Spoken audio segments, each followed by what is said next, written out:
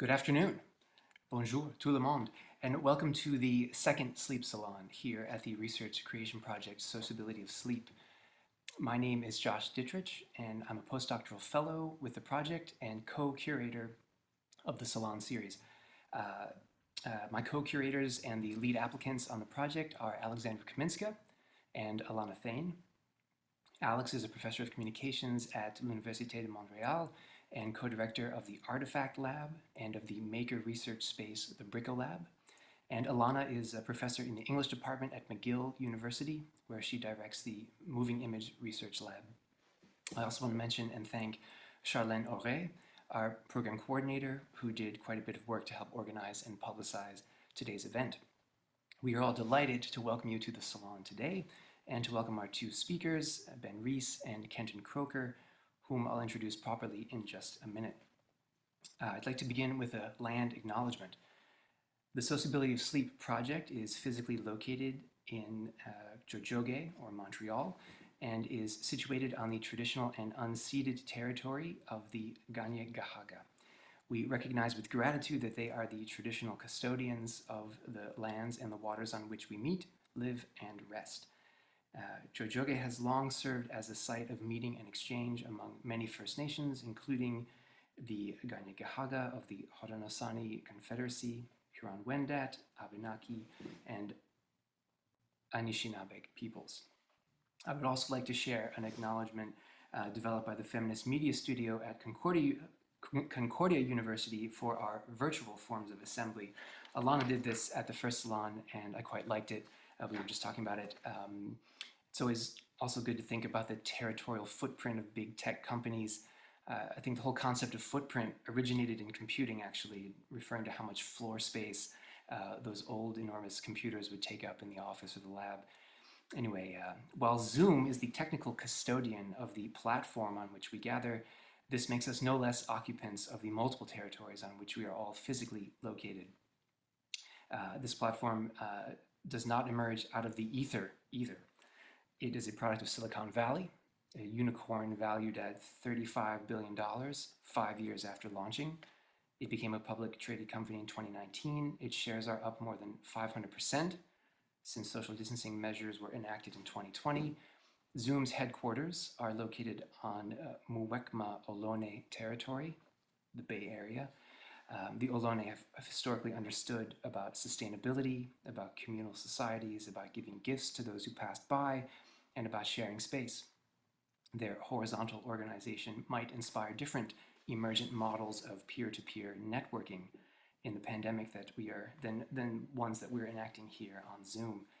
We see Zoom as a platform which connects us and which alienates us from the aims of restitution, justice, and reparation. So thanks and no thanks to Zoom. They should probably be thanking us. Now, a quick word about the project for those of you attending the Salon series for the first time.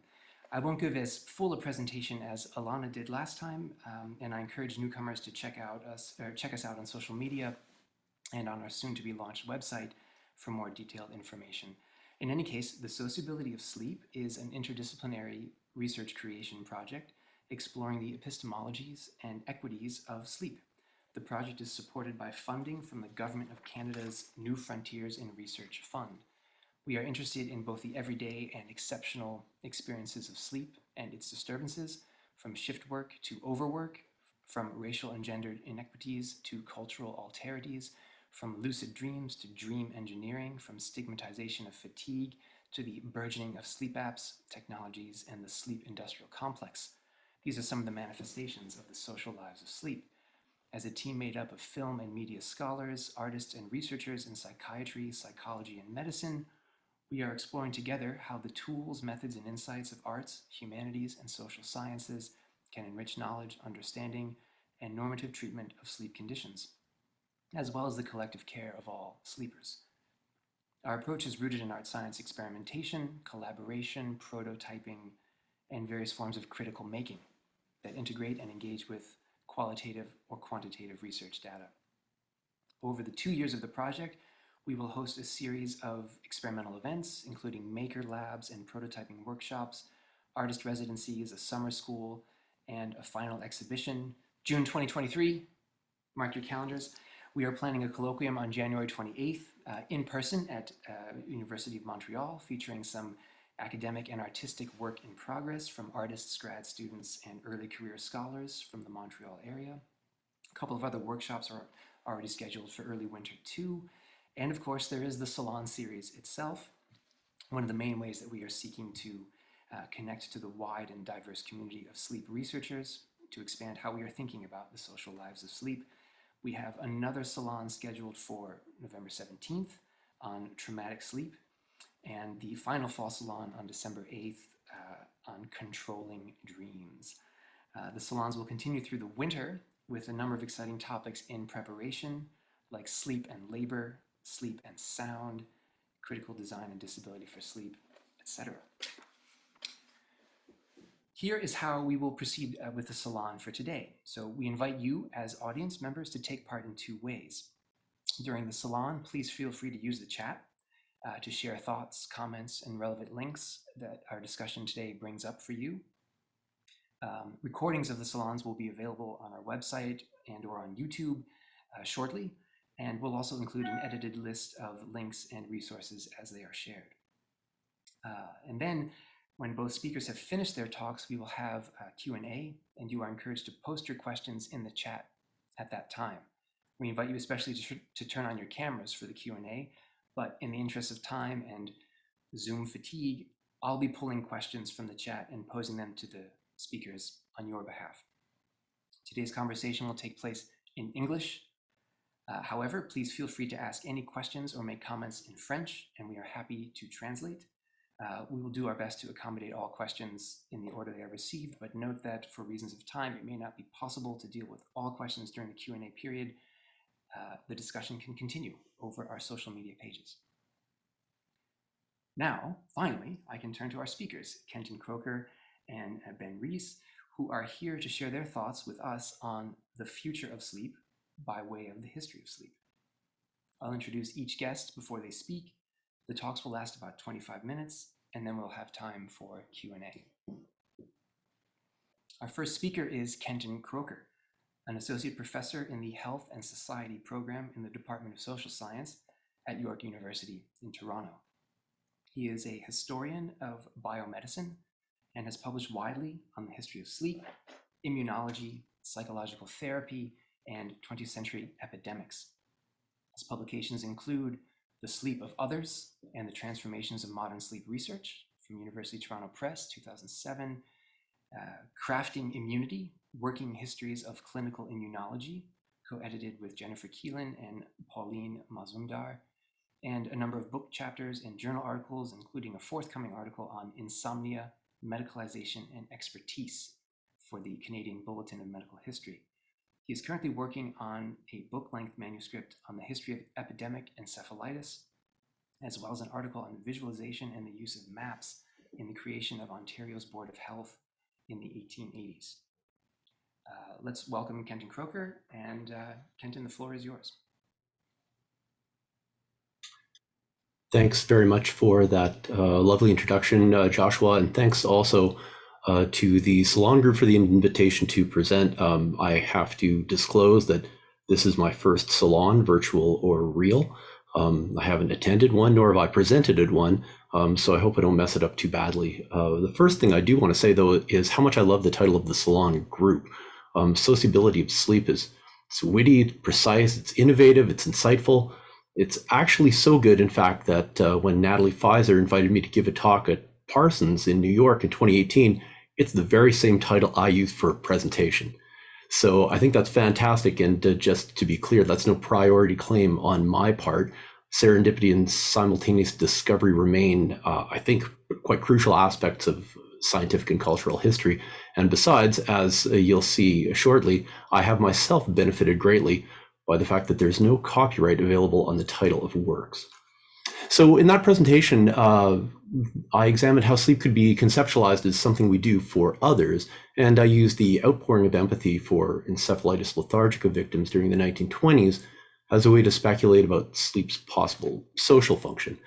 So I didn't want to recycle that talk. What I'm going to do today, though, is no less speculative. When Joshua says that the Salon will have a grand performance in 2023, I struggle personally to even imagine a month from now, never mind 2 years from now. So my ability to see into the future is really quite limited. I'm no prognosticator.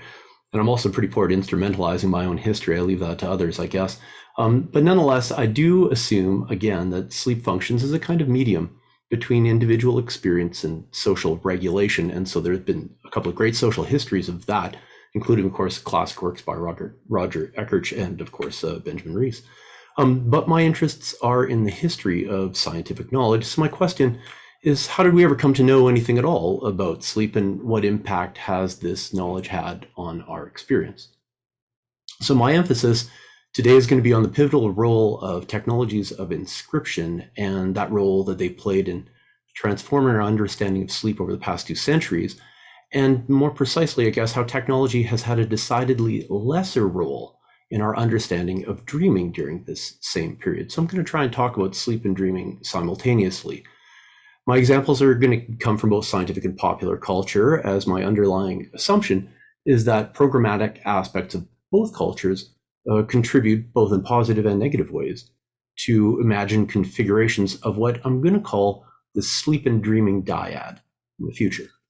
So I've got a hypothesis, such as it is, and that's that the relationship between sleep and dreaming is refracted by our technology's representation and intervention, and that the more such technologies come to define our life world, the more sleep comes to dominate the configuration of this sleep and dreaming dyad. So that doesn't necessarily imply the elimination of dreaming in the future, although that might be an interesting topic of discussion in and of itself. But what I suggest is that this sleep and dreaming dyad is progressively configured in such a way that dreaming is frequently imagined as a form of resistance, a resistance that might best be described as a resistance to a technoscientific social order.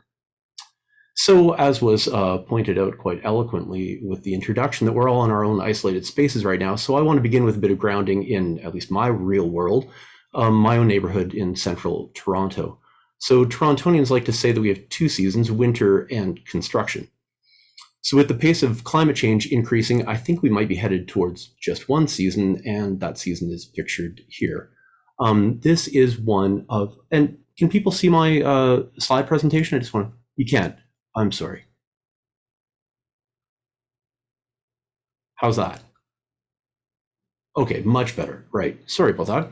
Right. So here's a bit of a local color, as it were. This is one of dozens of sites along a new rapid transit line being constructed in Midtown Toronto along Eglinton Avenue. And this one is in front of Eglinton West subway station. It's now perhaps one of the oldest and largest construction sites in Canada, dating back to 2010, if you can believe that. It's probably also one of the noisiest and most disruptive. I live about a kilometer away, but I can easily hear the construction noise from my bedroom. And I can't imagine what it would be like to live right beside the site, but clearly advertising firms sense an opportunity. I doubt it's an accident the makers of Sleep 3 Melatonin chose to erect a billboard very close by to this site. But even in the midst of what might be described as a localized sleep crisis of the kind articulated by Benjamin Reiss and Jonathan Crary, it's clear that sleep can still be linked to dreaming, but the linkage here is really quite minimal. The advertisement, which says dreaming of more sleep, I'm sorry about the poor resolution of that image. The advertisement here invokes not actual dreaming, but dreaming as a metaphorical expression of desire, in this case, of course, the desire to sleep. So I think this usage reflects our current highly commodified image of sleep as a concrete reality requiring management, with dreaming appearing as little more than a kind of linguistic trick. I think this configuration of the sleep and dreaming dyad is a relatively recent turn of events, perhaps no older than 100 years. From a longer perspective of a history of knowledge, dreaming was understood to be an integral part of sleep psychology. Dreams were events that took place in sleep, and dreams were a universal, somewhat ethereal experience that stood out against the background of sleep's nothingness. So how did this ever change? What might it suggest about the futures of sleep and dreaming? I think the technologies designed to observe, record, and manipulate sleep have played a crucial role in this transformation. Now, for its part, the field of sleep medicine would appear to agree with me. Upon his retirement in 2017, just about 20 years he spent as executive director of the American Academy of Sleep Medicine, Jerry Barrett warned his colleagues in sleep medicine that the industrial commercialization of their field threatened the very survival of sleep medicine as a medical subspecialty. Barrett's parting advice to sleep clinicians was for them to recognize how cumbersome and expensive the sleep laboratory had become as a diagnostic platform, and to instead embrace industry's innovation to help treat the nearly 25 million people thought to be suffering from sleep apnea who remained undiagnosed despite the massive expansion of the sleep laboratory during the 1980s and 90s. Now, Barrett's 5 key tips for the future, I'll pick just 3. First one was to broaden sleep, clinicians should broaden diagnostic expertise to include non-specialists who are not board certified. So this is an emphasis that disordered sleep is somehow not like other pathologies, and there needed to be a broadening of medical expertise.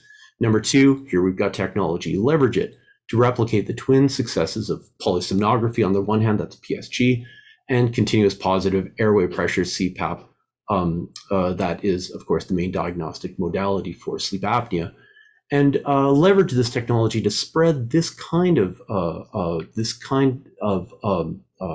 intervention in a wired area. And the emphasis here is that sleep health is heavily dependent upon technological innovation. And then finally, I didn't really get the sense that this was really a crisis in sleep medicine until he came to his 5th point, don't despair. So I was quite amused to find this so recently, and it suggests that there has been a really quite radical turn in the direction of sleep medicine, which is actually the kind of culmination of the book that I published. So where did the system of technological dependence come from? The study of dreaming played a key role, I think, in this transformation. Dreaming was an important venue of scientific investigation over the course of the 19th century. It proved a useful resource for naturalistic explanation of religious experience, madness, drug-induced delusion, and pathological states, and other things besides, in part because dreaming was routinely depicted as a universal psychological experience that was nonetheless abnormal. So I've got a little analogy here. Dreaming is to mind as hallucinations are to madness. So dreaming enjoyed a rich symbolic value and was accessible to study by both experts and lay people alike. So in this period, dreaming's linkage to technology were actually very, very minimal, and investigative focus was much more upon technique. So some of the earliest nocturnal observational systems, I just made that term up, involved the self-observation of dreams in the 19th century, typically through the rather mundane technology of the disciplined journaling of one's dreams. Aspirations were very high, the technologies were very low.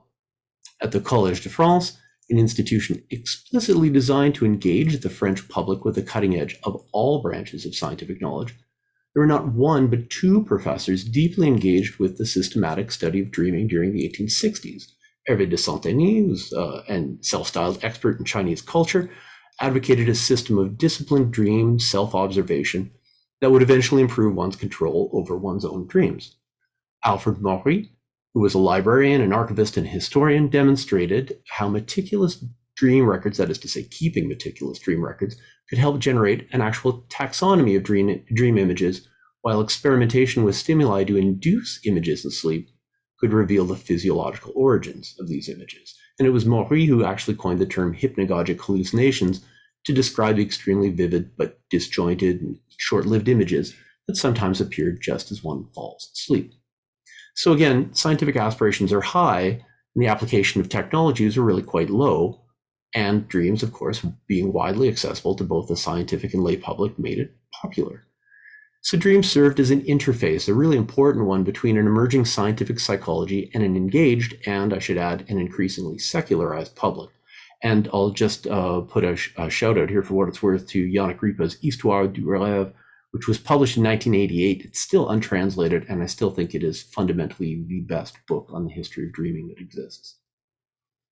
So what happened? Well, as scientific positivism intensified, a reaction against the legitimacy of a self-study of dreaming began to take shape. So the sleep of others became an international topic of interest around the turn of the century. And here I have an image from a book by Paul Kronthal, who's a Berlin psychiatrist, and he published his programmatic statement regarding the study of sleep in 1907, which roughly translated as the sleep of others, a scientific assessment regarding sleep. Now, personally, I had never heard of Kronthal before Dr. Hartmut Schultz, a German researcher who published about 5 years back a lovely piece on the history of sleep research in Berlin, and who sent me this image. He brought Kronstal's work to my attention a few months after my own book came out with the very same title, exactly 100 years later.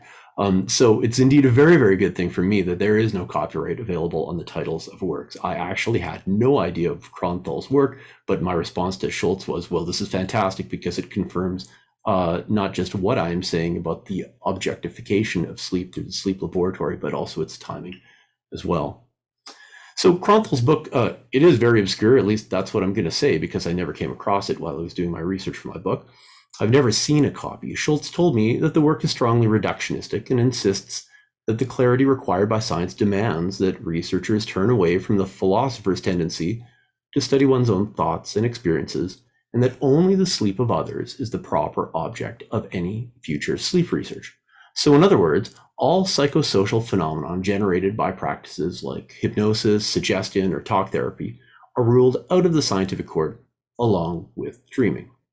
So French psychologists interested in sleep certainly agreed with this perspective. And the most important of those, Henri Pierron, published his technique of experimental insomnia that same year, 1907. It involved really quite brutal deprivation of all sorts of animals, but particularly dogs and foxes, of sleep for extended periods of time. So poor Tunis here has been sleepless for just about 10 days by the time this picture was taken. So Pierron, who was in the process of cornering the market on experimental psychology in France from his position as chair of the physiology of sensation at the Collège de France, was in fact entirely silent on dreaming, separating it out from the scientific study of sleep as a phenomenon of no objective significance. So inspired by positivist philosophy that excluded the validity of self-observation as reliable scientific evidence, researchers began to introduce animals and, of course, the biochemical substances they were thought to produce in extreme sleep deprivation as an experimental technology that could shed light on sleep. In the process, dreams fell by the wayside. Without language, experimental animals could not offer substantive positive evidence regarding the nature of their dreams or whether they even experienced any dreams at all.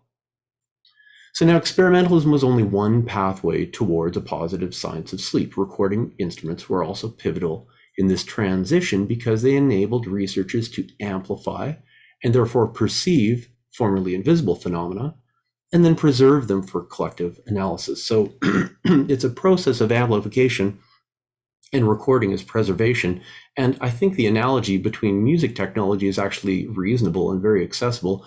Recording technologies literally created a scientific community in the early 20th century in a, I think, very analogous way to how sound recording technologies created musical communities around, for example, vinyl LPs in the 60s and 70s or cassettes in the 1980s and 90s. And both of those formats came along with unique forms of recording as well. So recording technologies were introduced to generate novel, ostensible facts about sleep. Several such technologies were developed during the late 19th century through the scientific study of fatigue. But fatigue was in this period, in the 19th century, conceptualized as a response, a performance, and a sensation. So an active experimental subject was crucial to fatigue studies in a way that ruled out the study of a so-called passive sleeper. That began to change in the first decades of the 20th century as researchers like Henri Pierron, but especially his one-time student, the Chicago physiologist Nathaniel Kleitman, attempted to use technologies to generate positive facts about normal sleep. So Kleitman focused particularly on recording technologies, using them to demonstrate that sleep is not a single state and that it was a far more active and self-regulated physiological process than had previously been thought. And he was really almost obsessed with developing new recording instruments. And what I've got pictured in front of you here is his sleep motility recorder, which he designed, and that's why you see a schematic for it, with which he generated all-night recordings of sleep motility to reveal cycles of activity even in infants. And so his results suggested that sleep has an intricate and complex rhythm, he called it the basic rest activity cycle, that provides it with a biological structure upon which social and cultural patterns were subsequently imposed. Now, Kleitman's one-time colleague at the University of Chicago, the clinician and inventor Edmund Jacobson, similarly developed instruments but for clinical application and the promotion of his cure for stress, the technique of progressive relaxation, variants of which are still in practice today. Jacobson worked with Bell Laboratories in Chicago to develop highly sensitive galvanometers that detects voltage to help detect very small bioelectric currents. And then he used these instruments to help train experimental subjects to systematically relax their entire musculature to such an extent that even the most sensitive galvanometers could no longer detect any action currents activating their musculature. So these are expert relaxers. As you can see, I think her name is Miss Brand in this image in front of you. So the improved health that Jacobson argued would inevitably follow from relaxation, of course, included sleep. After leaving the University of Chicago, Jacobson used this technique and this instrumentation to teach progressive relaxation to his ever-growing patient roster.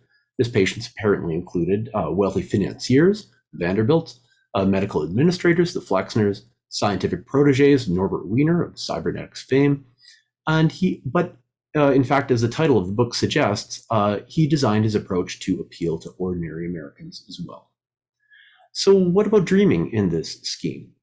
Regardless of their station in life, Jacobson taught all of his clients that the superior sleep achieved through progressive relaxation would in fact reduce their dreaming.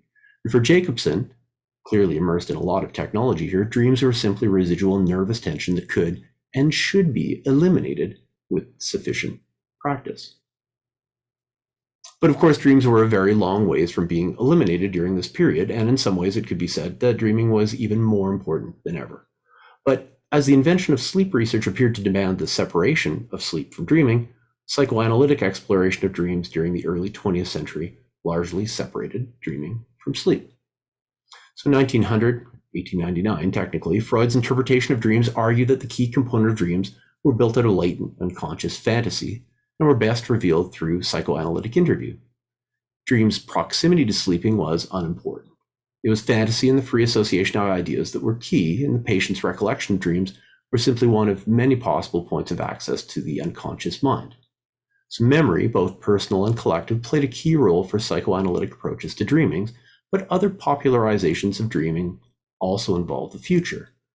So J.W. Dunn's 1927 book, An Experiment with Time, which I will not even come close to attempt to explain here because I don't understand it, it insisted that the routinized recording of one's dream images, when combined with a close attention to the waking experiences that followed, would inevitably show that normal dreams were composed of a hybrid of images that were taken as much from one's future as one's own past.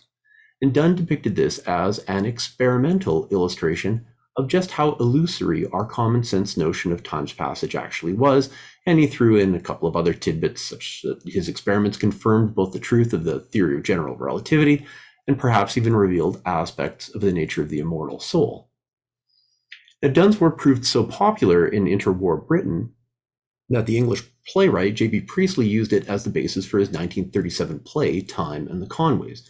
This play was, like Dunn's book, also a hit, and it enjoyed multiple runs before and after the Second World War, lasting effectively right up to the present day. Most recently, it was restaged as a BBC radio play in 2016.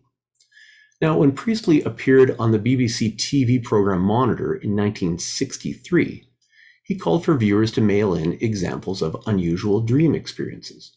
The result was that he received hundreds of letters of such accounts, many of which are now held in the J.B. Priestley archive at the University of Bradford. For example, Barbara Bowen of Guildford, Surrey, contributed a dream record from 1941 in which she saw Winston Churchill in a dark coat, sitting in the stern of a boat with his arm around a woman wearing a gray coat.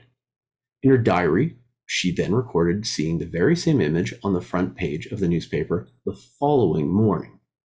Now, aside from the instance of this mundane example of precognition, which is at the very essence of both Dunn's book and Priestley's play, I want you to just think of the trajectory of this simple account from a historical perspective. Ms. Bowen must have either read Dunn's 1927 book or been exposed to Dunn's ideas through Priestley's 1937 play. She then began to keep meticulous records of both her dreams and her waking experiences, and then compared the two for any evidence of premonition.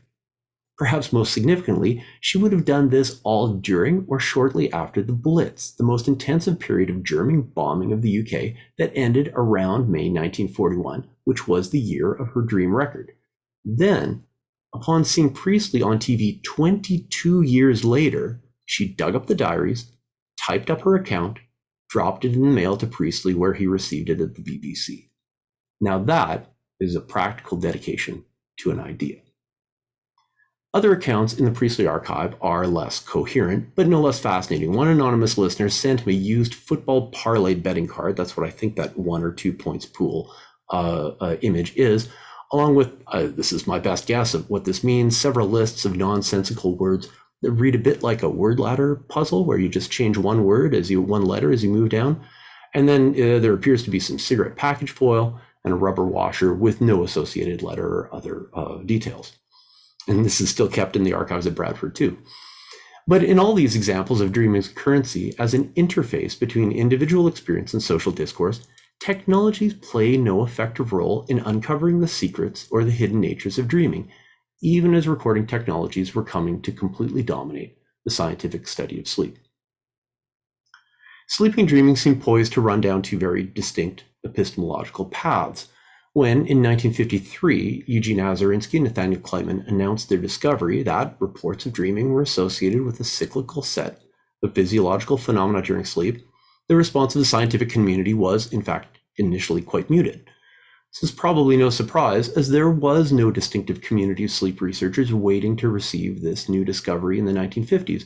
There were only isolated groups of individual researchers with or without the required graduate students, generally working on the question of the psychophysiology of sleep in a kind of part-time fashion. And if you're interested in a contrasting view, consider the dozens, if not hundreds, of experimental biologists eagerly awaiting the announcement of the structure of DNA, announced that very same year by Watson and Crick.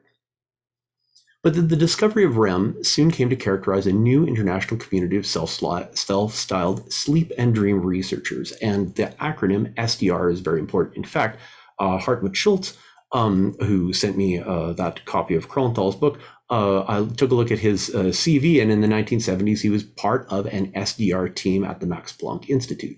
So I want to emphasize this acronym, which is now since forgotten, SDR, Sleep and Dream Research. So this group took the analysis of REM in the sleep laboratory at the very core of its research program. SDR was a highly interdisciplinary and diverse field at first, counting psychiatrists, psychoanalysts, and neurologists and biologists among its informal membership. Now, while their positions regarding the relationship of dreaming to sleep, of course, varied, there's enormous diversity there, they were united through the use of the technological practices of the sleep laboratory to their study.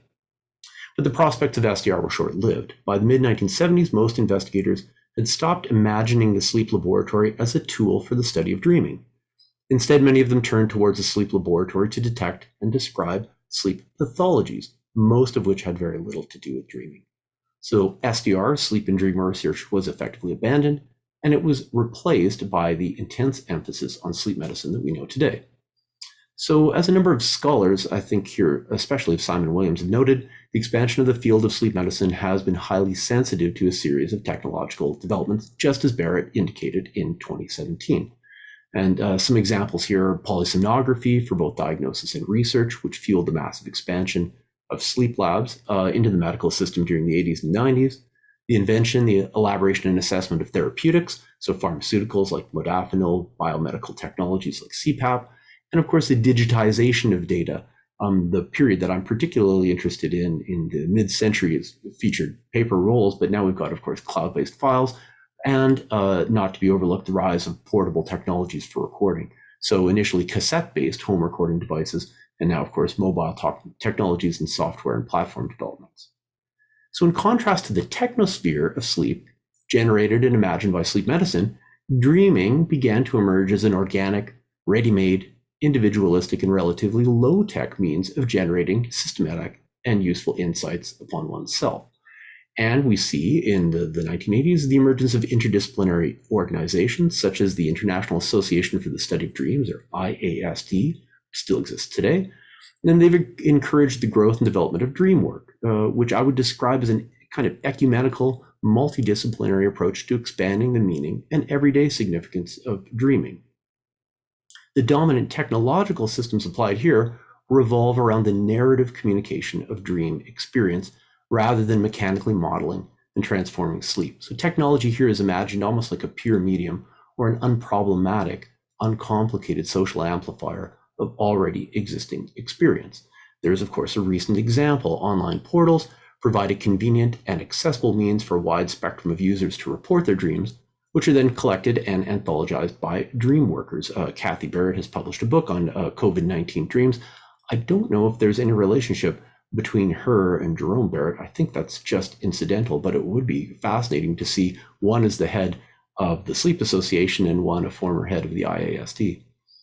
In any event, with dream work, expertise is widely distributed. There's no authority placed upon professionals who have a mastery of either the technological medium or the interpretive schemata. And my doctoral student, Ryan Staples, who's working at York, has examined the IASD in much detail, and he notes particularly that its interdisciplinary structure is very much a function of its express mandate that explicitly rejects the idea that anyone other than the dreamer can definitively say what any particular dream was about.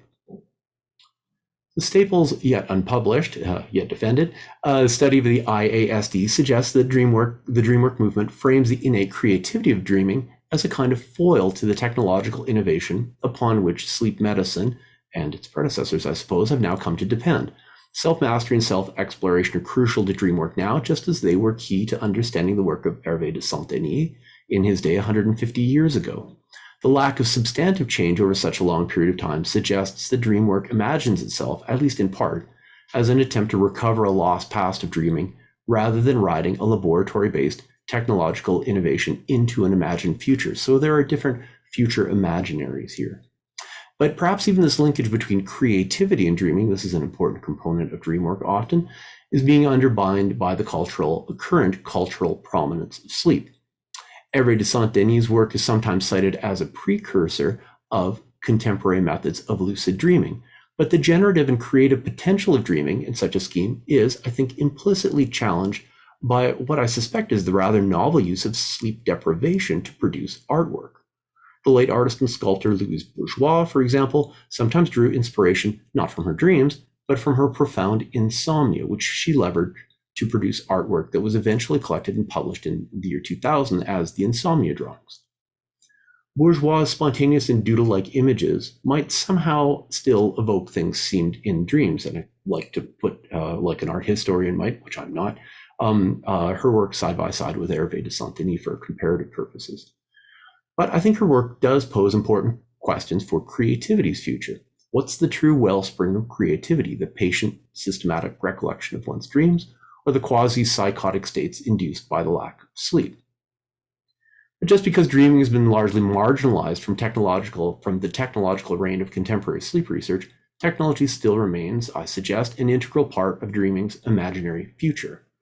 In cinema, there's an, in fact, repeated trope of the socialization of dreaming through the application of yet undiscovered neuroscientific technologies. So Dreamscape from 1984 and Inception from 2010 both feature a plotline in which the protagonists use technological devices of the very near future to enter into the dreams of a powerful individual, covertly implant an idea in their target's mind, and thereby alter what would otherwise appear to be a certain future outcome in the real world. So a conspiracy to assassinate the American president in Dreamscape, and the reconfiguration of rival American energy companies in Inception. The two films are, of course, very different. I leave it to other people to sort out the plot niceties of Inception, but they notably invoke different but equally fantastical sleep research technologies. What they share is a vision of a near future in which the technology of the sleep research laboratory has finally succeeded in uniting the fractured epistemologies of sleeping and dreaming. With the techno-scientific socialization of dreaming, dreams are now shared as its horrific outcome. This cautionary trope about dreaming, namely that any technological transformation of dreams into a social object is dangerous and should therefore be resisted, is, I think, almost overdetermined in a lot of contemporary culture. So consider, if you will, Pink Floyd's 1975 song Welcome to the Machine from their album Wish You Were Here. The song's an oral image of complete and immersive technological dystopia dominated by the relentless mechanical rhythms of industrial production, combined with eerie synthesized sounds framing a monotonous, almost paranoid vocal line that invokes nothing less than complete thought control. And in the lyric that I've put in front of you, the significance of dreaming to the song's meaning is really emphasized by the fact that Roger Waters, who is not the singer, who is not known for an incredible vocal register, hits his highest note, I think it's a B natural, when he hits the word dream. So I'm going to end where I began, with an incidental observation of how sleeping and dreaming are currently imagined in my own little life world here in a nondescript corner of central Toronto. What you see before you is a mural recently painted on some construction hoarding. There's a lot of construction going on in Toronto. It's a theme of the future site of a Black-focused community arts center. This is about 150 meters from my front door. My neighborhood is of considerable significance to Toronto's Caribbean community. It still boasts a number of Caribbean churches, bars, and other gathering sites. But like so many urban neighborhoods in Canada, mine is gentrifying at an extremely rapid pace. Property values and rents are increasing dramatically, and some activists have described this as a process of racial exclusion, as impoverished and racialized community members can no longer afford to live in the area. I think the message in this mural, "I'm Black, even in my dreams," while it of course evokes the forces of local identity politics, they actually go quite a bit beyond them in the slogan's use of dreaming to express a resistance to the forces of homogeneity, which are, I think, so frequently driven, at least in part, by technology and profits from. So the slogan, "I'm Black, even in my dreams," suggests that even when everything else about one's immediate physical environment pushes them towards standardization, we can take comfort in the fact that there is always still a place where we can always be who we truly are, in our dreams. So in conclusion, I will suggest that examining the role that technology has played in structuring the sleeping and dreaming dyad is an effective means of comprehending the past without privileging either component of the dyad. I like to try and hold them together. The dominance of sleep in the scientific and cultural imagination may be a consequence of the degree to which we think of human and social progress as technologically determined. In such a vision of the future, dreaming doesn't simply disappear. Instead, perhaps it's offered us as something that, in its essence, resists such change. Thanks very much.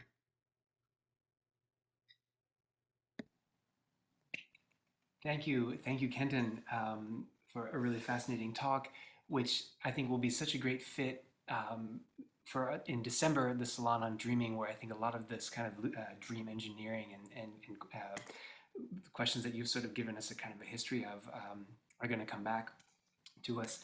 And I just wanted to say, if my German is still halfway good, I think that German book is The Sleep of the Other. So if you have any legal challenges, you've got, there's enough difference. But anyway, so just let me, let's hold on to any other questions, Q&A, hold on to the questions for the Q&A, and our next guest I'll introduce right now is Ben Reiss, who has provided a somnocentric biographical statement that I am delighted to read on his behalf.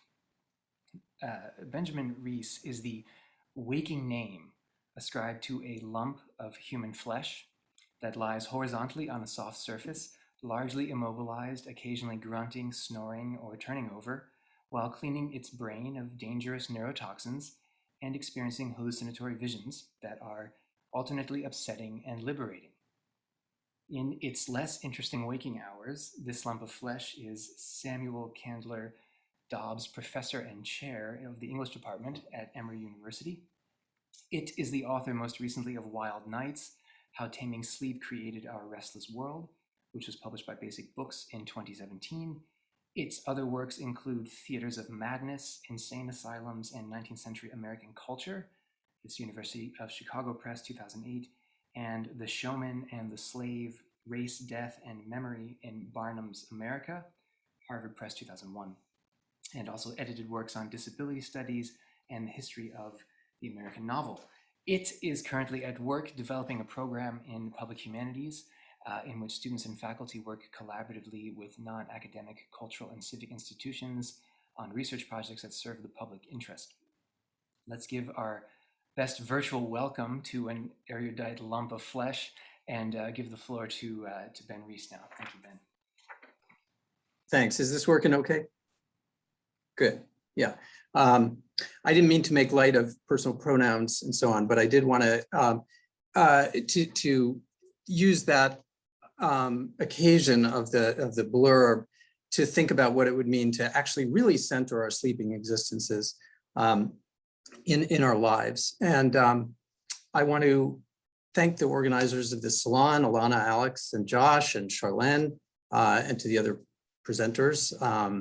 It's really been fascinating to hear all of these presentations over the last few weeks, and special pleasure to be presenting with Kenton Kroker, who I've wanted to meet for a while, ever since reading The Sleep of Others, his one, not the 1906 one,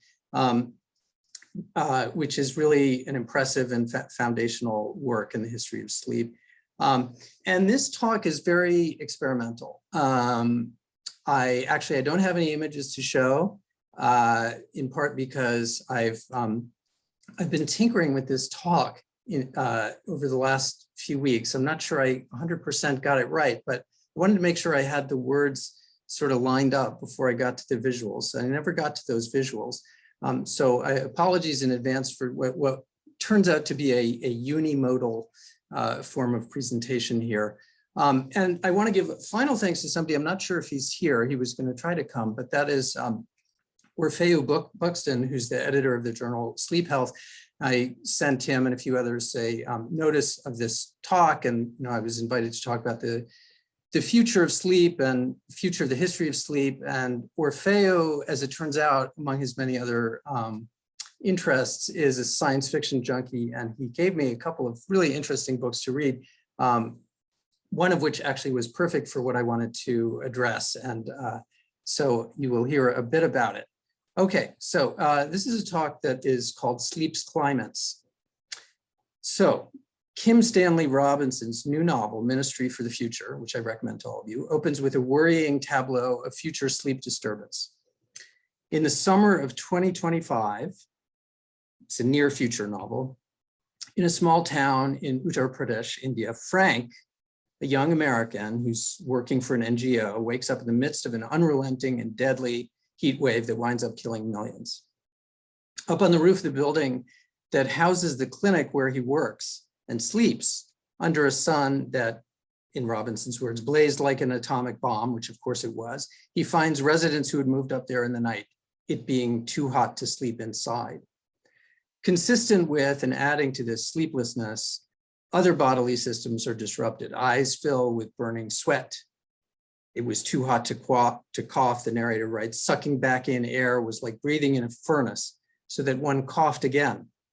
Between the intake of steamy air and the effort of coughing, one ended up hotter than ever.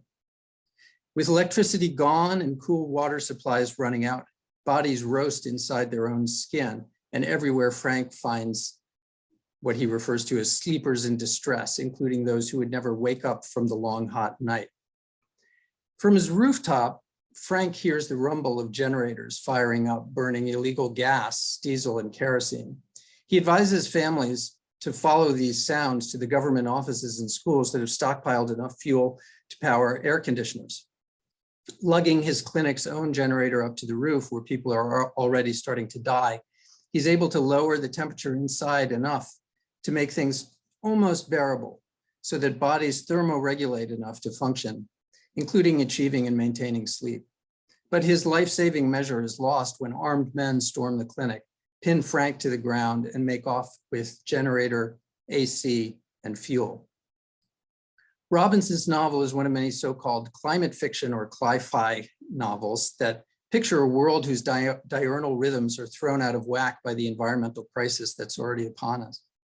Yet few scientists have studied the effects of climate change on sleep, either in humans or on other animals.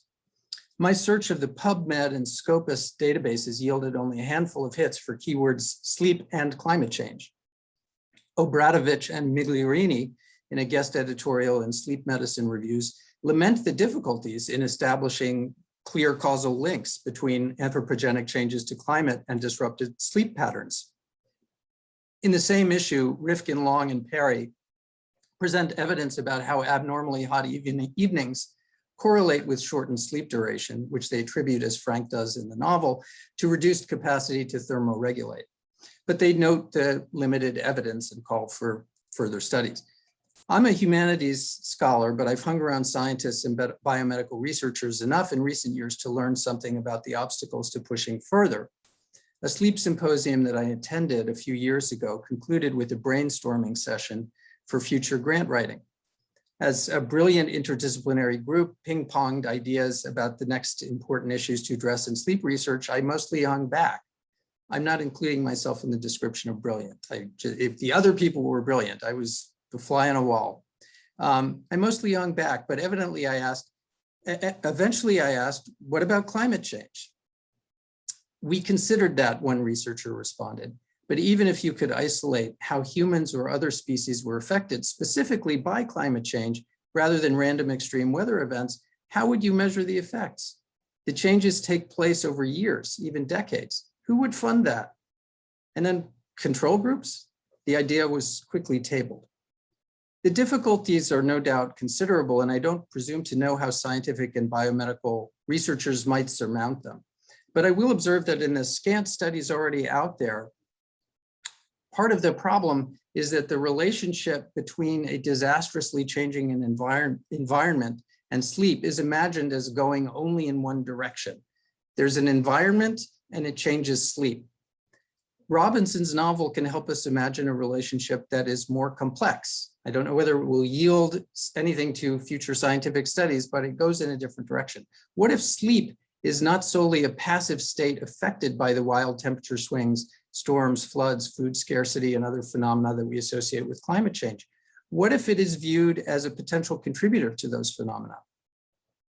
So counterintuitive statement, because we tend to think about sleep as the state where we stop consuming and stop doing things. That's a big part of Jonathan Crary's book and brilliant book, 24/7. But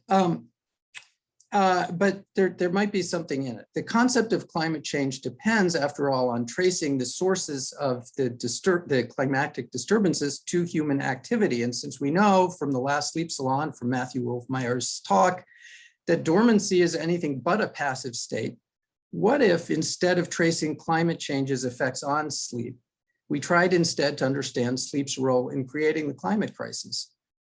That counterintuitive idea is suggested in the opening scene that I recounted to you from Robinson's novel, Ministry for the Future, because even modest changes in temperature can affect the thermoregulation necessary for sleep. The extreme shifts pictured in Robinson's novel make sleep quite literally impossible in a warming world. Achieving sleep then requires the use of fossil burning technology, all those air conditioners, that will only worsen the climate. The nexus of sleep behaviors, a warming planet, and reliance on technology predates the fictional scene in India. Robinson makes it clear that poor regions of the world, which also tend to be the warmer ones, bear the brunt of the climate catastrophe, but that wealthier regions bear the primary responsibility. Gas burning is illegal in his version of 2025, but ubiquitous electric air conditioners had created optimal sleeping conditions for comfortable Westerners for 3/4 of a century before, and burned up plenty of fuel in the process. To understand this scene is to examine several interrelated issues. First is the relation between sleeping bodies and their environments that take shape in complex, multi-directional ways. The thieves in Frank are the human actors in the scene of the theft of the air conditioners, but the guns, the air conditioners, the gasoline that powers them, the CO2 molecules warming the air, the plane that brought Frank to India, and doubtless other objects could be said to be acting at the moment. I'm drawing on Bruno Latour's conception of actor network theory, a sociological approach that examines social relationships as temporary assemblages of human and non-human actors that are constantly being made, unmade, remade, which create power dynamics that under constant revision as the actors and their actions change. Which ones constitute social context? Which ones are environmental forces? Which ones are human actions are unclear. They're all sort of contexts for each other. The humans act through the objects, which alter environments, which affect human behavior, inducing sleep-related behaviors, thereby creating new relationships to those objects. And sleep is hardly passive in this network. the unrelieved sleep pressure that these broiling humans in Robinson's novel feel is one of the actors on the scene, impelling desperate use of some of the non-human objects that are so destructive and at the same time relieving: the guns, the gas, the air conditioning. I want to focus for a moment on air conditioners, which have played a major role in the shaping of contemporary sleep, especially in the wealthier parts of the world, but they're now increasingly sought after in the sleepless hot regions, as they are in Robinson's novel. Experiments with cooling air by mechanical means extend back as far as Benjamin Franklin's experimentation with evaporation in 1758. Contraptions that blew air across large blocks of ice proliferated across the 19th and early 20th century, including devices that were used to cool cadavers in dissecting rooms, to keep paper in publishing houses from warping, and to protect famous personages who were sick or wounded from heat-related complications, most famously President James Garfield, after he had been shot by the assassin Charles Guiteau. Such devices were cumbersome and impracticable to market on a large scale, and air conditioning spread was also slowed by a moral sensibility that viewed cooling the air as an affront to God's design for the planet. Heating it with fire or gas does not seem to have occasioned the same moral qualms. In the 1930s, though, several companies figured out how to make air cooling devices that could fit comfortably in the window of a home. Future air conditioning magnate Willis Carrier exhibited his Carrier Igloo of Tomorrow at the 1939 World's Fair, thereby introducing cool air in summer to 65,000 visitors. As he explained his vision of the future, which is something like our present, the average businessman will rise, pleasantly refreshed, having slept in an air-conditioned room. He will travel in an air-conditioned train and toil in an air-conditioned office.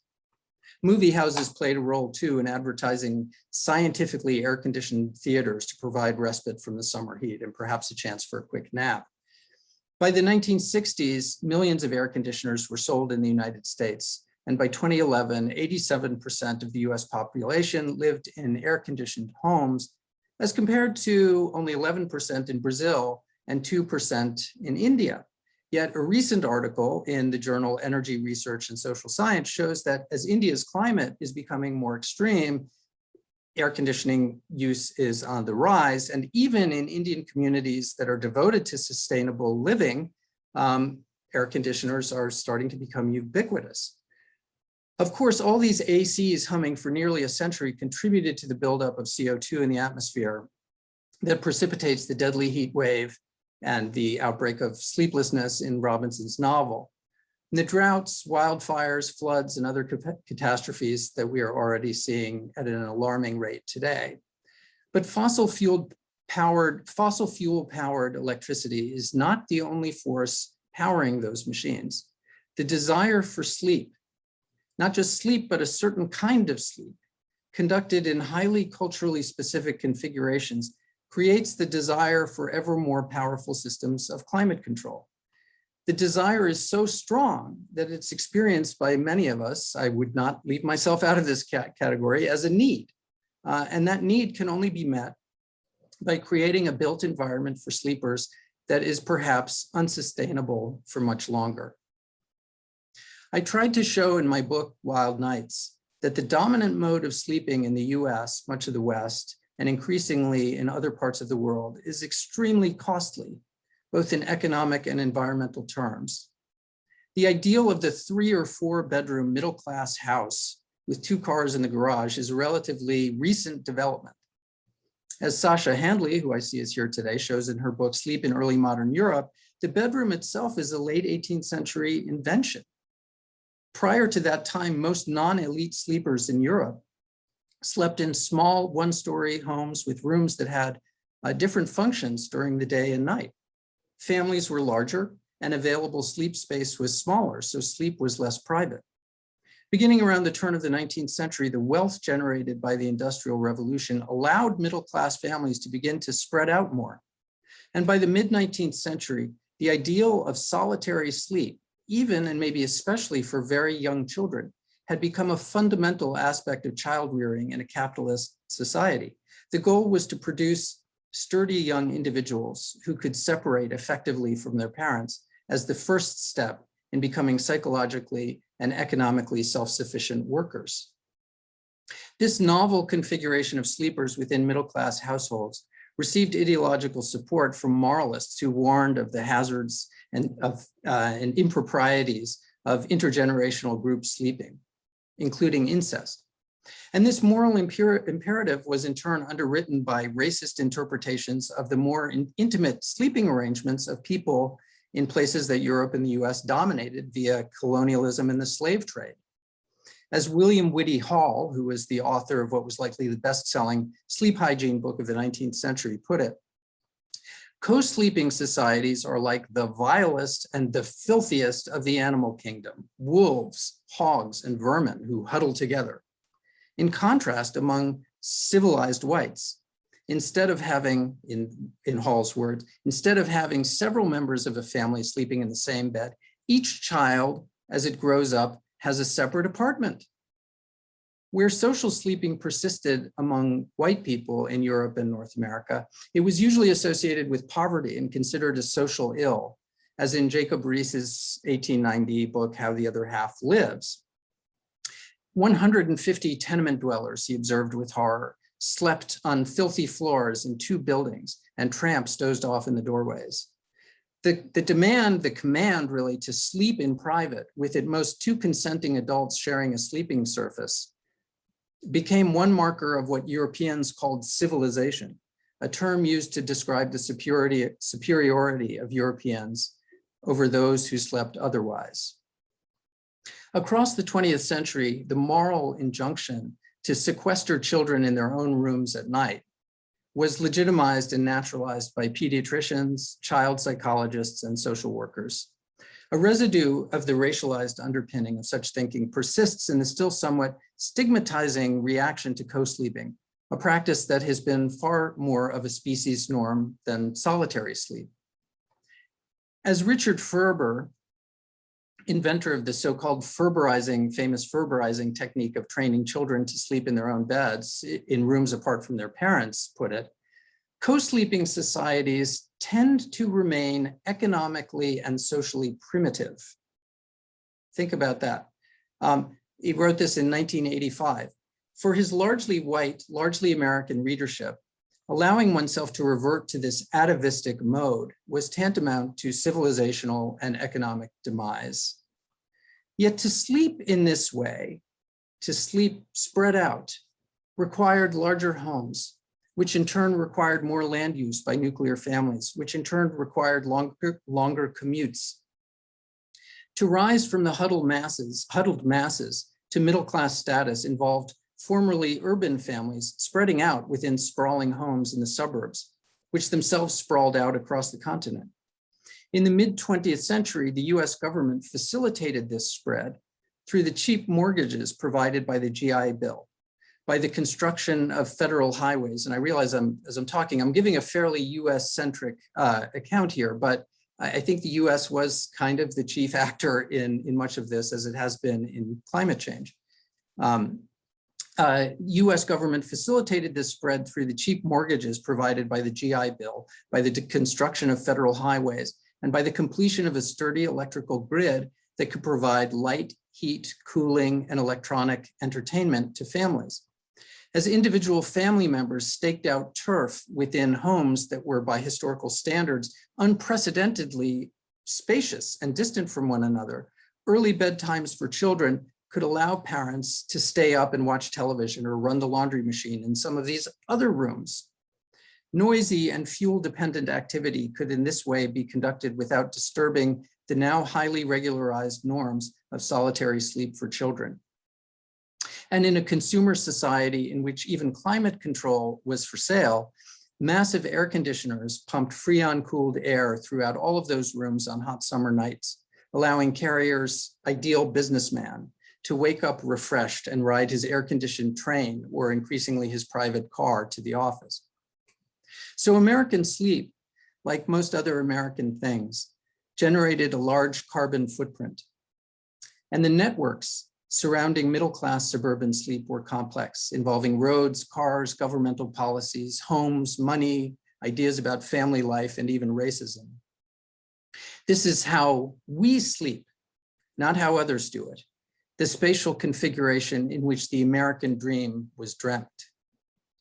Whether because of cultural expectations or straitened economic circumstances, poor Black and brown people rarely could afford to spread out in their sleep the way whites in the suburbs could.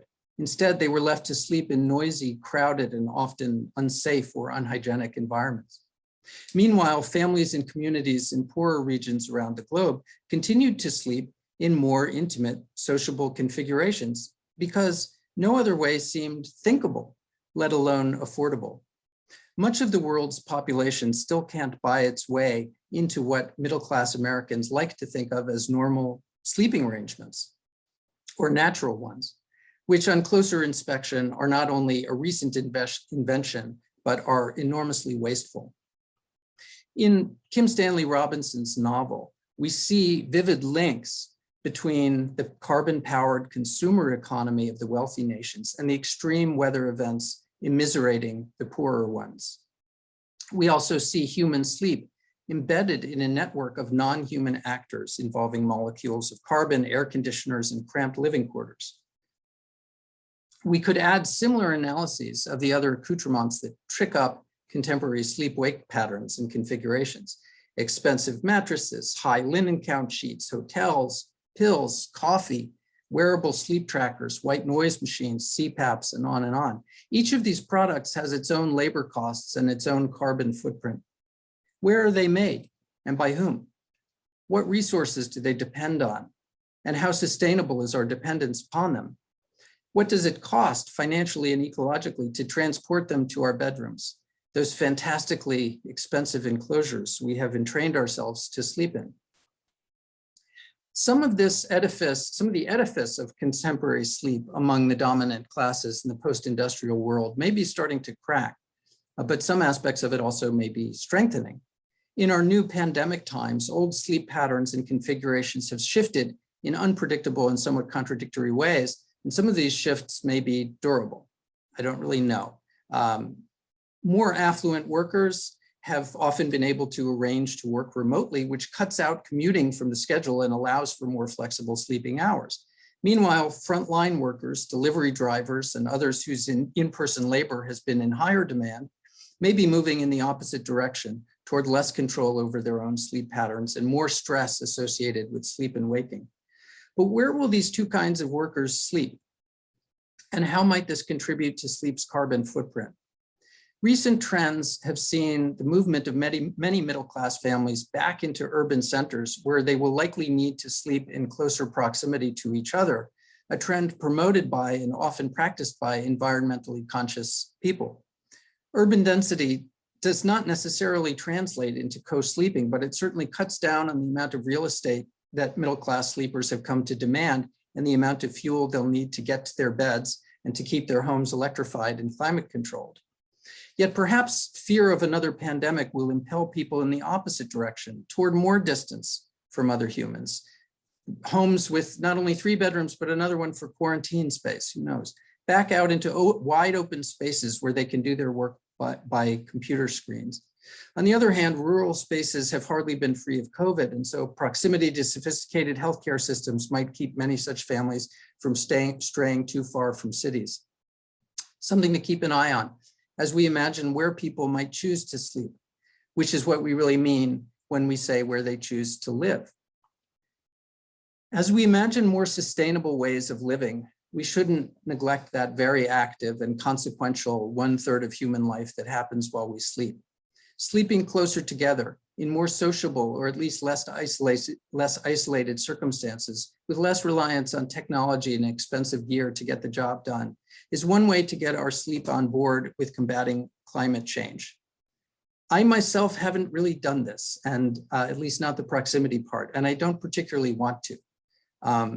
But can we afford to sustain an industrialized way of life that spreads us out at night and isolates us in chambers where we can pretend we are controlling our environment when in fact we are ruining it? Thanks.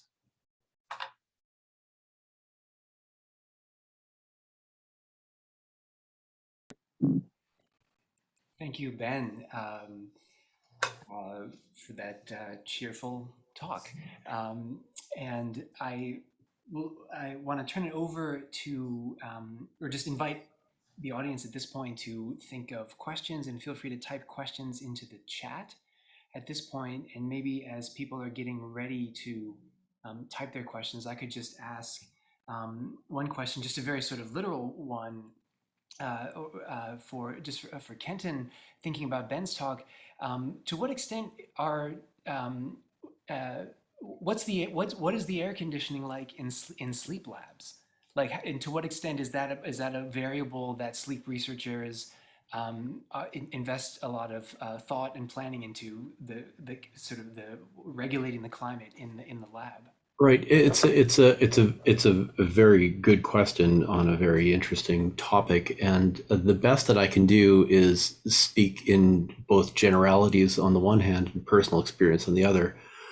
Generalities on the one hand is it is a laboratory, and you're trying to control as many independent variables as you can. So one of the most interesting sleep labs that I ever saw was when I interviewed Roger Broughton at the University of Ottawa. I guess it was probably about 1998, 1999. He was still actively working at the time. And his sleep lab was in a very large vault. It had been, I think, a university vault for when students paid their tuition in cash. So there was an extraordinary amount of control available there, and you can trace that back to the kinds of recording instruments that are required in the earlier kinds of laboratories that we see with Jacobson. So climate is one of many things that is controlled, and I'm sure, although I haven't thought about it, that air conditioning is important there. From personal experience, I did hesitate, and I think rightly so, to show a picture of myself set up with the full polysomnography electrodes on. This wasn't an experiment, but as a 50th birthday gift, my family doctor, when I complained about difficulties sleeping, he said, "I think you just bought yourself a night in the sleep lab." So I spent one there, and it took 45 minutes to put those electrodes on me. And I took a picture. I asked the technician to take a picture of myself. But my point here, in terms of air conditioning, is that the climate was very carefully controlled there. The noise, not so much. And I did kind of have a question for Benjamin about the relationship between noise and air conditioning use, but that's a different issue.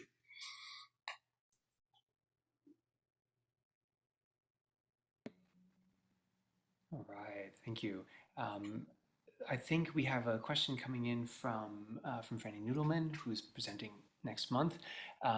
This is question is for Ben. So, amazing talks, thanks to you both.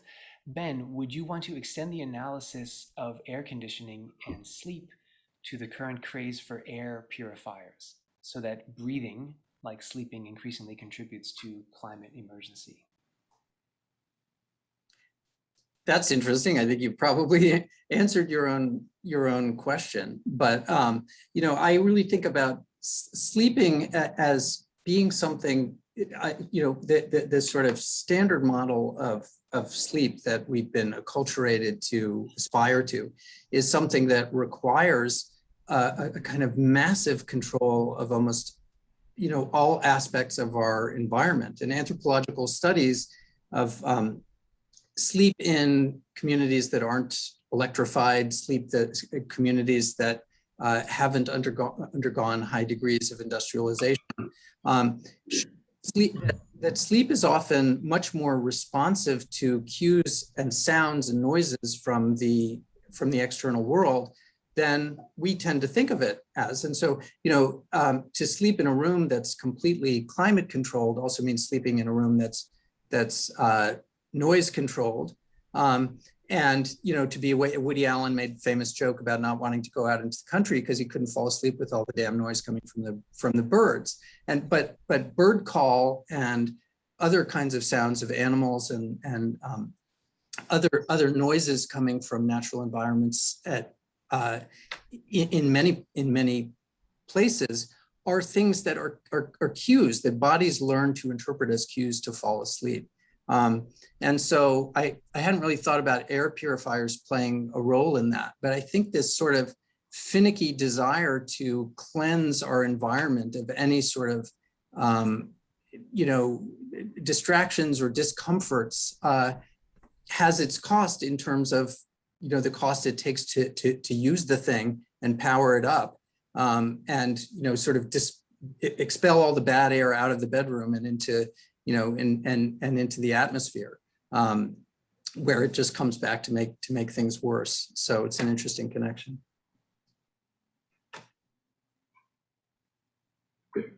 Joshua, am I allowed to add to that at all? Oh, absolutely, please. Okay, yeah. I think I mean, Ben, your talk, it evokes so many really interesting ideas, not about just what air conditioning is purported to solve, but equally the problems that it creates. It's almost like a solution in search of a problem in some ways. And I was thinking with this question about air purification, about people don't think of it very much now, but in the AIDS era, if I can call it that, people thought about Legionnaire's disease quite a bit. And one of the things about Legionnaire's disease is that they discovered that it was transmitted through the air conditioning system. And so I think this relates back, I feel like I want to relate it back to this, just an idea of a technosphere period, that sleep kind of implies that to improve it, we need to live in some kind of technosphere. And so the demand to purify air, which we certainly see accelerated a lot, but definitely existed before, is in part, it's something driven by the lack of fresh air, which is required to run an efficient air conditioning system.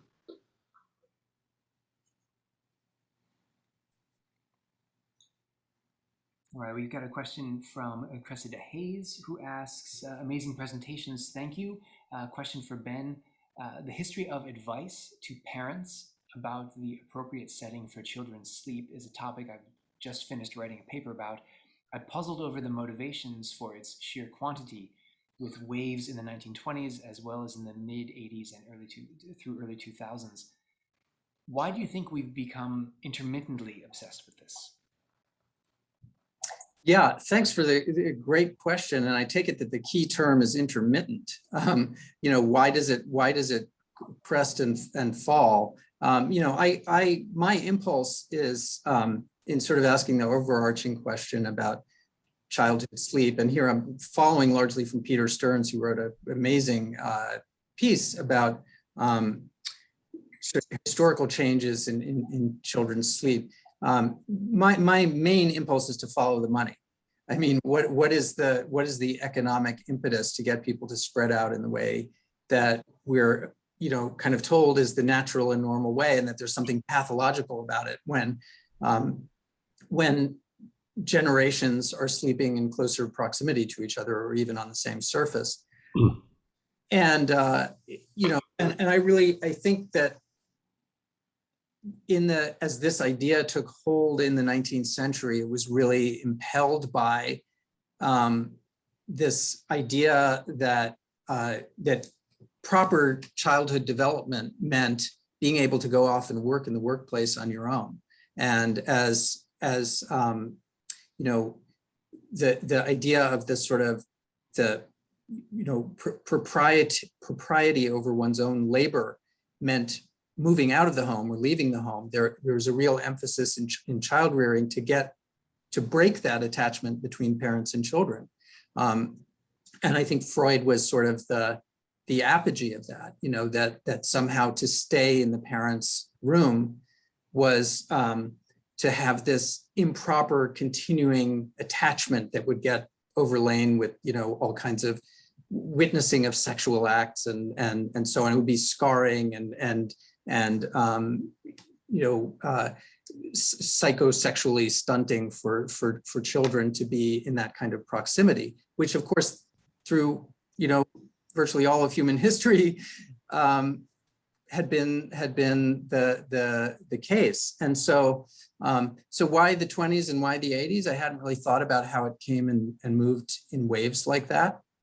And maybe, in the 80s, there was a bit of a counter reaction to some of the more communalistic movements of the 60s and 70s that imagined sleeping configurations quite differently, often in collective groups and with maybe sexual experimentation that came along with it. I don't really know, but looking forward to reading your paper.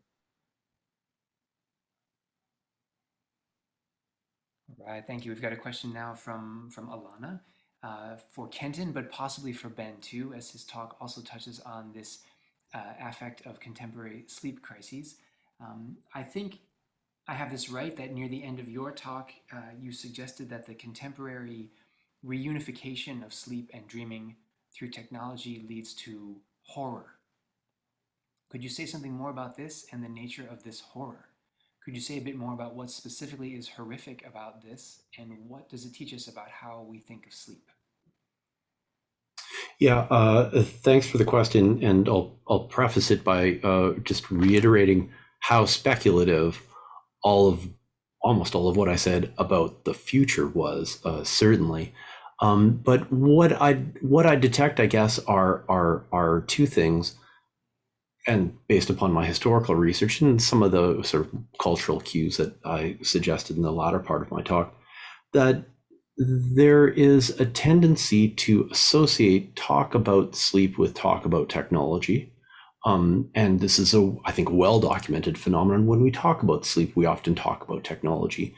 And the tendency with that is that it separates out dreaming. And so what I was trying to do with my talk is to insist or suggest that the two should be held together, that it's maybe a mistake to be continuously separating them. I'd be interested in, for example, thinking about the effects of air conditioning and the eclipse of co-sleeping, what effects that might have on dreaming practices and dreaming experiences. But it's, I say this as someone who decided to write a book about sleep instead of really a book about dreaming, because of the objectification of sleep, which is the work of culture. That's something that culture has done. It's so much easier to trace, and it's so much easier to talk about. And quite frankly, as I was writing my book, I read more and more about dreams, and I got tired of reading about dreams because it was all so deeply subjective. So the way I was coming at it in that talk is to say, okay, well, when people do talk about dreams within a kind of technological idiom, what do they say? And I offered a couple of examples there, and I was struck by the correspondence between Inception, which is a film that I've seen relatively recently. It's 2010, but it took me a while to remember the film Dreamscape. And those two do really emphasize the socialization of dreams. And this is something that is, I won't say a taboo, but it's seen as something almost impossible. It's a desire, the idea of a shared dream, right? That's a socialized dream. But within a technospheric atmosphere, it's deemed as something abhorrent because there is an element with technology, of course, of power and control. And so I just took a couple of examples that talked about the future in those kinds of dystopic ways. I want to, am I able to share my screen at all still? I just want to share an image here that I absolutely love, and I'm sure I haven't seen a publication on Melnikov's work yet, but I just want to talk about, again, the idea of a technological future. So Melnikov, of course, was a Soviet architect doing most of his work through the new economic plan, so in the mid to late 20s. And so this is an image of a laboratory of sleep, a Sanaya Sonata is what it's called. And he imagined it as a kind of replacement for the dacha system that Russian workers would have to, go to the coast and vacation. And he suggested, well, here's something where, everyone can sleep, all the workers can sleep together, and it'll build communal activity and communal ideas and communal mentality, and it'll be great for the workers. So here's, and it was a completely controlled environment. Right down to climate was controlled, but also sound was controlled. So relaxing sounds would be piped in. So the only thing that I'm illustrating there, I almost wonder if Melnikov was doing that as a kind of joke. But the only thing that I want to emphasize there is that at least at one point, other techno futures were deemed possible, and one of them was this massive amount of co-sleeping. And Benjamin, maybe you've talked about, it's not American at all, but maybe you've talked about that in the past. I'm not sure. Talked about Melnikov. relation to technology? Oh, no, Melnikov, no. Oh, okay. But thanks for the tip. I also like the idea that you think it might have been a joke, that design, but I think that's. I don't know enough about Melnikov to know for certain, but architects, I do know, I've met through Natalie Pfizer a lot of architectural students, and they have a wicked sense of humor. Interesting. So I think we have we have a question now from Sandra Huber, and that might be the last, because we're running low on time. Maybe this will be the last question that we do. And Alana's just adding a comment there on the previous answer, that for Kenton, that climate controlled environments and climate change also seem linked to the visualization of sleep and sci-fi as well, and dystopia. In any case, all right, so let me just go to Sandra's question. So, amazing talks. For Kenton, you were saying that the other book, Sleep of Others, was largely about animals, or this is what I understood. Could you speak on the testing of animals in contemporary sleep laboratories? I understand it's mostly mice, but I'm not sure if this is still the case. Are there studies being done also on the sleep of animals that you know of, or are animals usually only used as the test subjects to gauge the sleep of others, as in other humans? Yeah, thanks for the question. It's a very it's a very broad question, and the easiest answer is yes. There's lots and lots of work being done on the sleep of animals, both in the past and in the present. And I can't speak to a lot of it because I, as a kind of humanist, I had a fixation on what people were doing. But my point there, and it was really an innovation by Henri Pierron, who worked with human psychology. That was where he began. But when he decided to focus on sleep, he turned to animals and, in fact, plants as well. And this is a real shift. People don't really talk about the sleep of animals, and certainly not of plants, very much in the 19th century. But because of this new emphasis on objective knowledge and also experimental intervention, where the latitude, despite the anti-vivisectionist protests, which were really highly amplified, from the late 1890s to the beginning of the First World War, the experimental abilities involving animal subjects were unchecked, and so there's lots of neuroscientific advances that come on the basis of all sorts of different animals. Dogs are Pierron's organism of choice, but Bremer, a Belgian who did a lot of work in localizing sleep in the brain, worked almost exclusively with cats and came up with a so-called preparation that was a model for studying neural processes in sleep. Rats were certainly used a lot in sleep deprivation experiments. The ones that I have seen, and these now date back 15 or 20 years, the emphasis on sleep deprivation was not as strong as it was, and I can't explain why that is, or really verify that this is actually the case. But comparative sleep is very important, and there's many factoids floating out there about the sleep of different kinds of animals and understanding the evolution of sleep on that basis.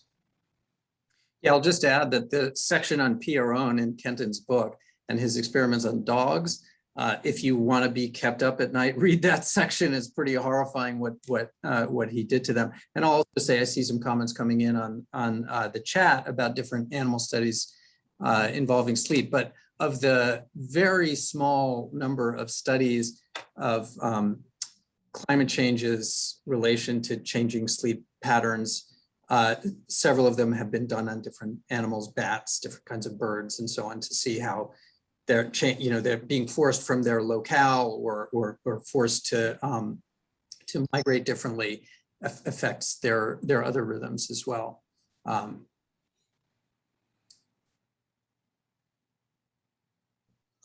So. All right. I think that we are out of time, unfortunately. And so I just want to take this opportunity to, on behalf of Alex and Alana and Charlene, to thank our speakers and to thank all of you for joining us today. Our next salon is on November 17th. Our speakers will be Franny Noodleman, who is with us just now, author of Fighting Sleep, The War for the Mind and the US Military. That's Verso 2019. And Judith Blanc, a behavioral scientist who studies sleep and sleep disturbances to assess impacts of chronic and traumatic stress, including surviving earthquakes, on health outcomes. I'll be sticking around on Zoom for a few minutes if anyone has any other questions about the project or upcoming events. Otherwise, have a great evening, and why not a good night's sleep. Thank you all. Thank you very much.